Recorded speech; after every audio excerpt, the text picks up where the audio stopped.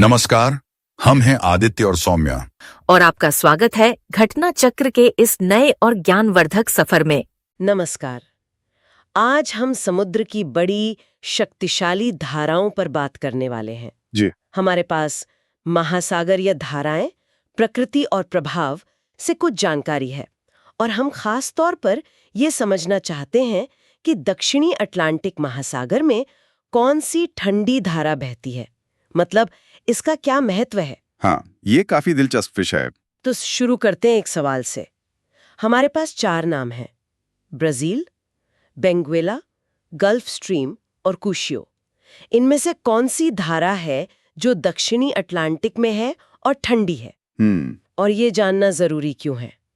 मैंने सुना है मार्च 2025 में कोई ब्लू बेंगुएला प्रोजेक्ट भी शुरू हुआ है। बिल्कुल सही सवाल। इसका सीधा जवाब है बेंगुएला धारा। बेंगुएला जी। और ये सिर्फ आप कह सकते हैं पानी का ठंडा बहाव भर नहीं है, ये एक बहुत ही महत्वपूर्ण समुद्री इकोसिस्टम से जुड़ी है। अच्छा। हाँ, और जो आपने ब्लू बेंगुएला प्रोजेक्ट की बात की, वो इसी इकोसिस्टम को समझने और बचाने के लिए है। ओके, तो ये बेंगुएला धारा ये ठंडी है ना? और दक्षिणी अटलांटिक में अफ्रीका के दक्षिण पश्चिम तट के पास बहती है, नामीबिया अंगोला वाला इलाका। बिल्कुल। और वो तट के साथ साथ उत्तर की तरफ बहती है। हाँ, स्रोत में ये भी लिखा है कि ये एक अपवेलिंग जोन बनाती है।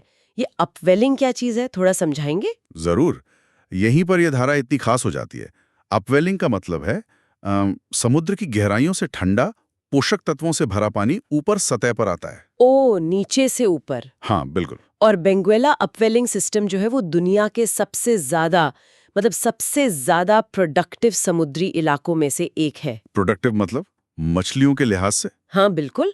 आप अंदाजा लगाइए, दुनिया भर में जो मछली पकड़ी जाती है उसका एक बड़ा हिस्सा, खास तौर पर एंकोवी और सार्डिन जैसी मछलियां, वो यहीं से आती हैं। अरे वाह! ये एक तरह से समुद्र का अन्न भंडार है और ब्लू बेंगुएला प्रोजेक्ट का एक बड़ा मकसद इसी चीज को बनाए रखना है। लेकिन देखिए, हर अच्छी चीज के साथ कुछ चुनौतियां भी होती हैं। अच्छा। जैसे इस अपवेलिंग सिस्टम में कभी-कभी, खासकर जब ये बहुत तेज रुती है या कुछ बदलाव आते हैं, तो पानी में ऑक्सीजन की बहुत कमी हो जाती है सतह के पास। ऑक्सीजन की कमी? जी, इसे हाइपोक्सिया कहते हैं और इसके नतीजे गंभीर हो सकते हैं, जैसे बड़े पैमाने पर मछलियों का मर जाना, जिसे फिश किल कहते हैं। ओह, तो मतलब ये जीवन देती भी है और कभी-कभी खतरा भी बन जाती है। हाँ, एक नाजुक संतुलन है। अच्छा, अब ये जो बेंगुएला की खासियतें हैं कि ये ठंडी है और पश्चिमी तट पर बहती है, ये बाकी धाराओं से कैसे अलग हैं? जैसे स्रोत में ब्राजील धारा या गल्फ स्ट्रीम का भी जिक्र है। हाँ, ये तुलना करना जरूरी है। देखिए, बेंगुएला ठंडी है और अफ्रीका के पश्चिमी तट पर। ठीक है। उसी दक्षिणी अटलांटिक महासागर में अगर आप दूसरी तरफ देखें, दक्षिणी अमेरिका के पूर्वी तट पर, तो वहां ब्राजील धारा बहती है। ओह, और वो गर्म है। ओ, बिल्कुल उल्टा। जी, ये पैटर्न अक्सर देखने को मिलता है। अब अगर हम उत्तरी अटलांटिक में जाएं, तो वहां गल्फ स्ट्रीम है, वो भी गर्म है। हाँ, गल्फ स्ट्रीम तो बहुत मशहूर है। बहुत मशहूर और बहुत ताकतवर। वो उत्तरी अमेरिका के पूर्वी तट से शुरू होकर यूरोप की तरफ जाती है। समझ गई। और फिर प्रशांत महासागर में जापान के पास है कुरोशियो धारा, वो भी गर्म है।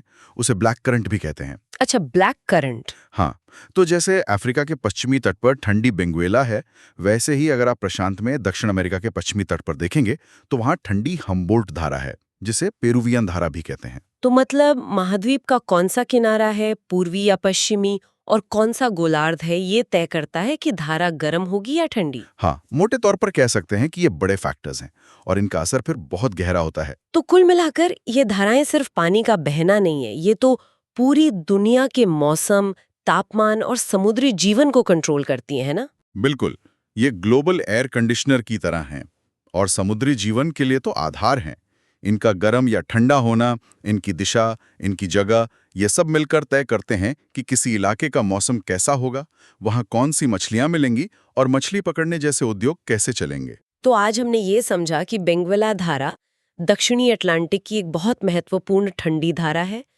ये अपवेलिंग से बहुत सारी मछलियों को पालती है, लेकिन इसमें हाइपोक्सिया जैसी समस्याएं भी आ सकती हैं। जी। और हमने इसकी तुलना ब्राजील, गल्फ स्ट्रीम और कुरुशियो जैसी दूसरी बड़ी गर्म और ठंडी धाराओं से भी की। हाँ, हमने मुख्य अंतर देखे। ठीक है।